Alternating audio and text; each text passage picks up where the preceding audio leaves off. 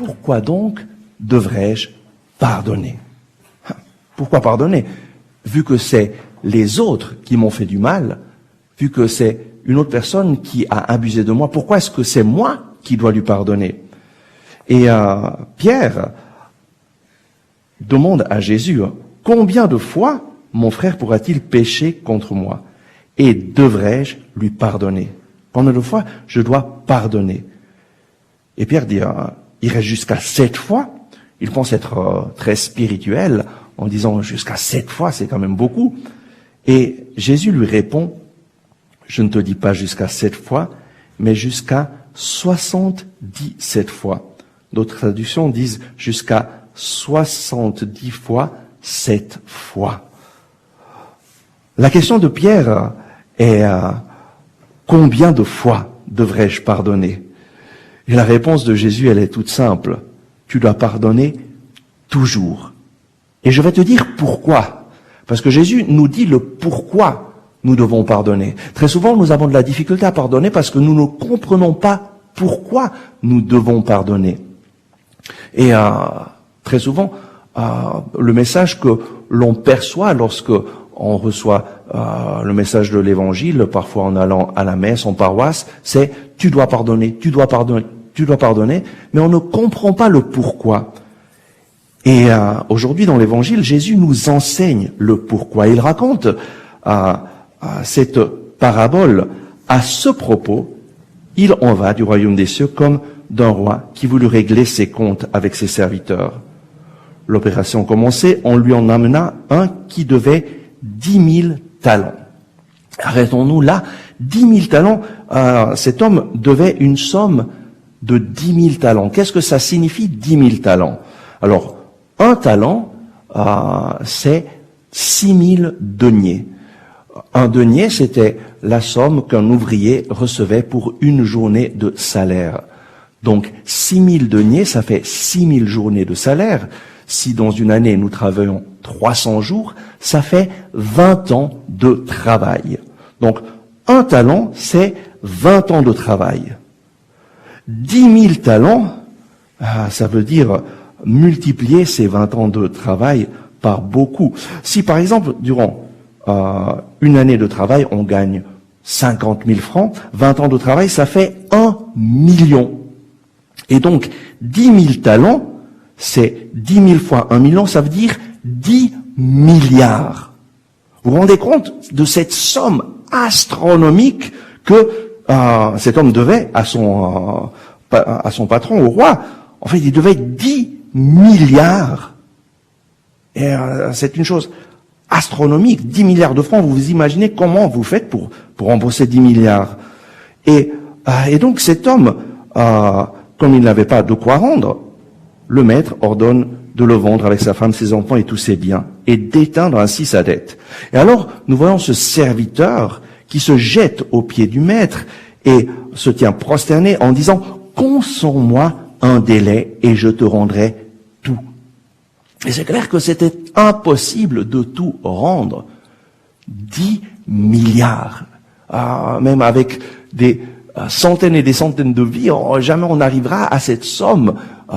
Et apitoyé, Jésus nous dit, apitoyé, le maître de ses serviteurs le relâcha et lui fit remise de sa dette. Quelque chose d'extraordinaire, être libéré d'une dette de 10 milliards. Et en sortant, ce serviteur rencontre un de ses compagnons qui lui doit 100 deniers. Alors, 100 deniers, c'est le salaire de 100 jours. Si le salaire annuel est de 50 000 francs, le salaire de 100 jours, c'est un tiers du salaire annuel, donc une somme semblable à 16 666 francs. C'est une grande somme, mais c'est une somme qu'il pouvait rendre. Mais cet homme prit à la gorge son compagnon qui lui devait ses 100 deniers, se mit à l'étrangler en lui disant « Rends-moi tout ce que tu dois ». Et son compagnon le supplie en disant « Consens-moi un délai et je te le rendrai ». Est-ce qu'il pouvait rendre cette somme? Bien sûr, parce que ce n'était pas une somme astronomique, c'était une somme C'était possible de le rendre, mais il fallait un délai. Mais l'autre n'y consentit pas.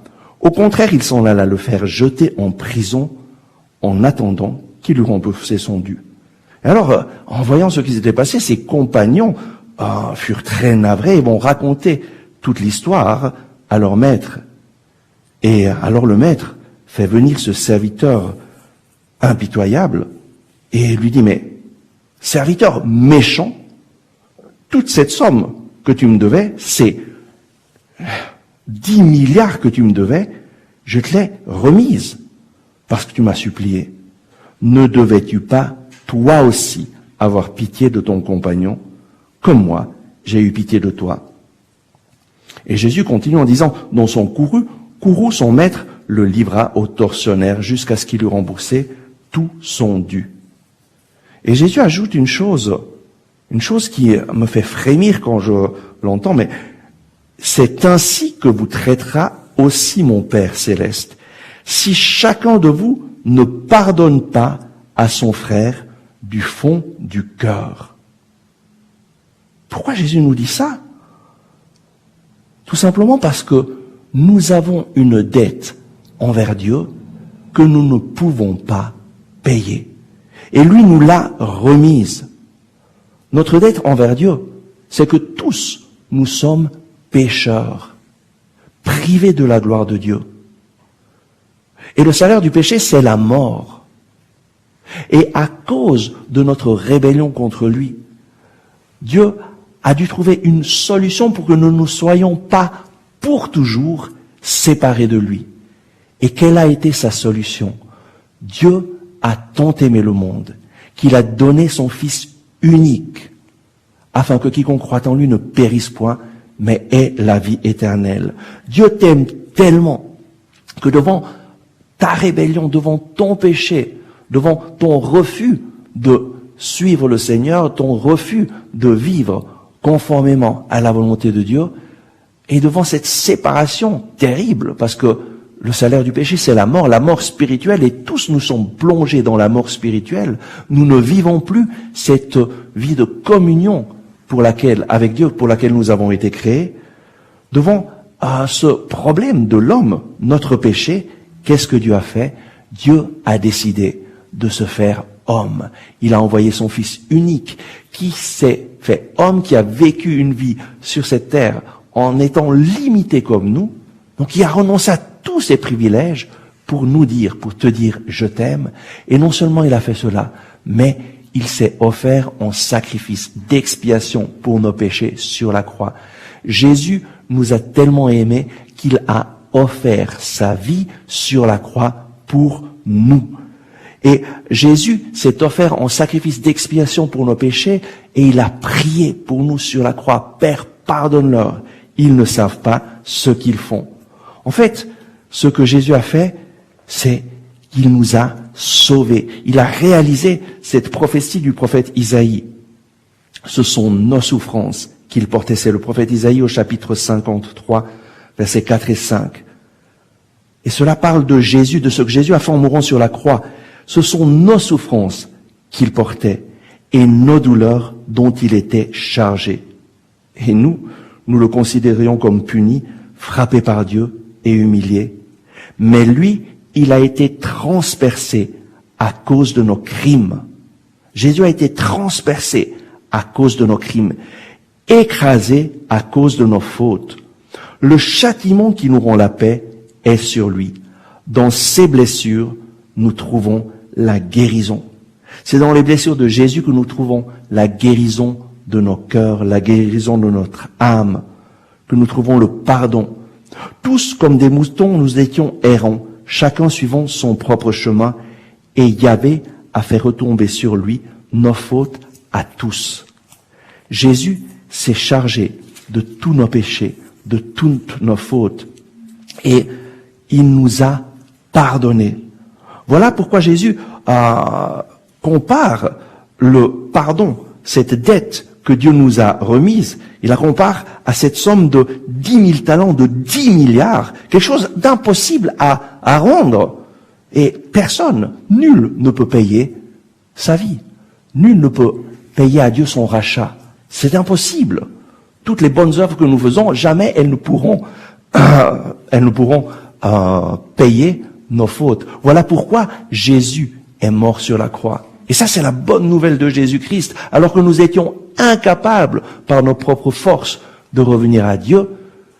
Et pourquoi? Parce que l'offense que nous avons faite à Dieu en le rejetant, c'est une offense que la personne humaine ne peut pas payer. Et donc, Dieu s'est fait homme et il a payé lui-même le prix de nos fautes. Il nous a rachetés en mourant sur la croix. Il nous a remis une dette que nous ne pouvions pas rendre, payer.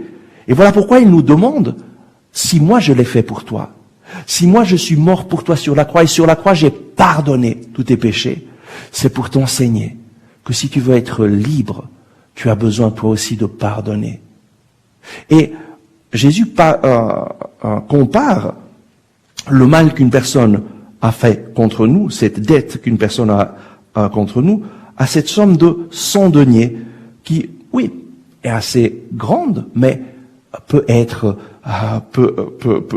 rendue.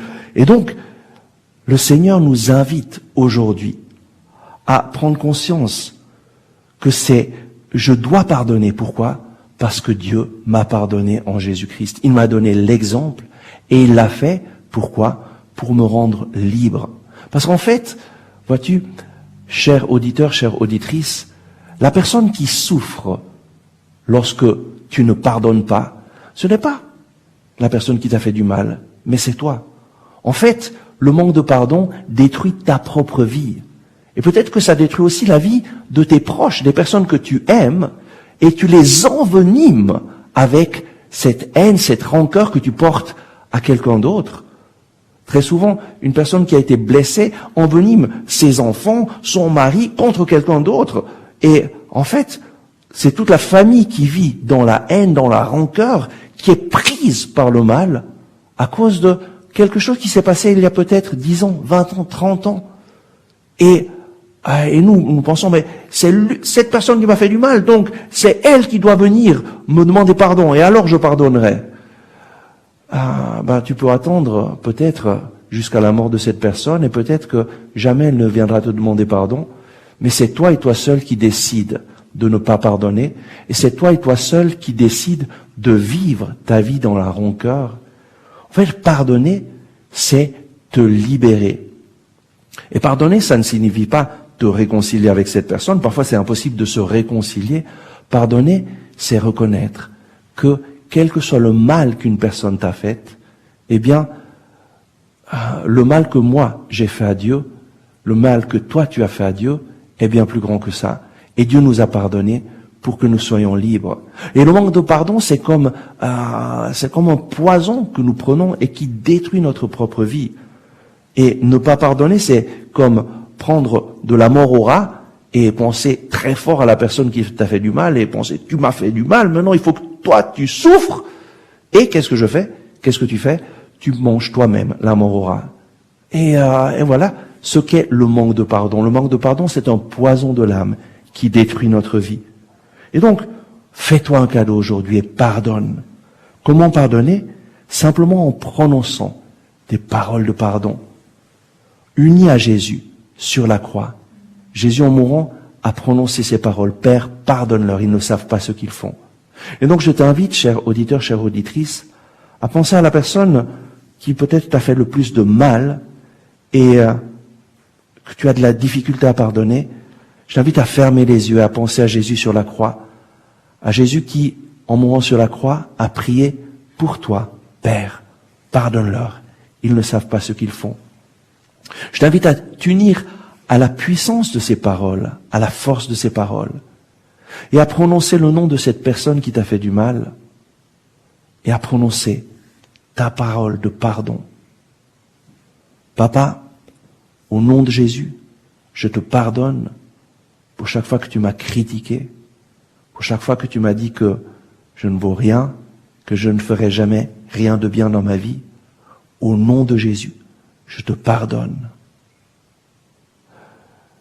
Maman, au nom de Jésus, je te pardonne pour chaque fois que tu ne m'as pas soutenu, chaque fois que j'avais besoin de ton aide, de ton soutien. Il y a des personnes qui ont été profondément blessées par un papa qui t'insultait, qui te frappait. Et aujourd'hui, c'est le moment de pardonner et de dire, au nom de Jésus, je te pardonne, papa, pour toutes les fois que tu m'as frappé, que tu m'as insulté.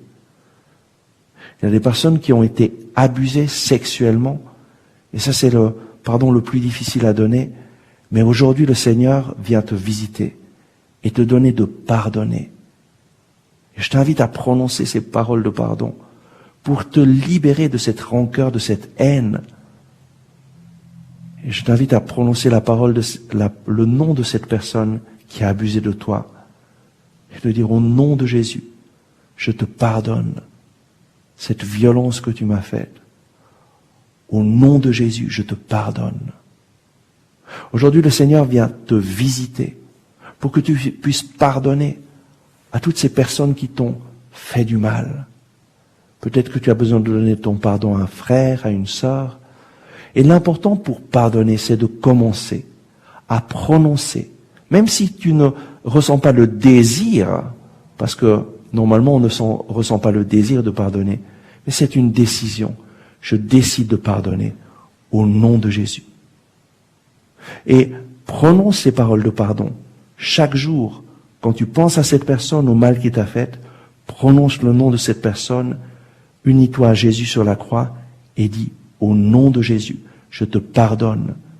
Et tu peux dire les choses, les paroles qui t'ont blessé ou les choses qui t'ont blessé et répète ce pardon jusqu'à ce que tu trouves la paix. Et nous allons maintenant invoquer le Saint-Esprit pour demander au Saint-Esprit de venir nous visiter et nous donner cette force pour pardonner. Nous allons chanter le chant numéro 38. Viens en moi, Saint-Esprit. Oh, viens Saint-Esprit nous visiter maintenant pour que nous puissions donner le pardon. Viens Saint-Esprit, nous avons besoin de toi. Viens Saint-Esprit avec ta puissance. Viens nous renouveler, viens nous transformer. Viens en moi Saint-Esprit. Viens en moi Saint-Esprit, remplis-moi Seigneur de ta précieuse onction. Viens en moi Saint-Esprit, remplis-moi Seigneur de ta précieuse onction. Et purifie-moi et lave-moi, renouvelle-moi, restaure-moi, Seigneur, dans ta puissance. Et purifie-moi et lave-moi, renouvelle-moi, restaure-moi, Seigneur, je veux te rencontrer. Et purifie-moi et lave-moi, renouvelle-moi, restaure-moi, Seigneur, dans ta puissance. Et purifie-moi et lave-moi, renouvelle-moi, restaure-moi, Seigneur, je veux te rencontrer. Viens en moi Saint-Esprit, remplis-moi Seigneur de ta précieuse onction. Viens en moi Saint-Esprit, remplis-moi Seigneur de ta précieuse onction. Et purifie-moi et lave-moi, renouvelle-moi, restaure-moi, Seigneur, dans ta puissance. Et purifie-moi et lave-moi, renouvelle-moi, restaure-moi, Seigneur, je veux te rencontrer. Et purifie-moi Purifie-moi et lave-moi, renouvelle-moi, restaure-moi, Seigneur, dans ta puissance. Et purifie-moi et lave-moi, renouvelle-moi, restaure-moi, Seigneur, je veux te rencontrer. Seigneur, je veux te rencontrer. Seigneur, je veux te rencontrer.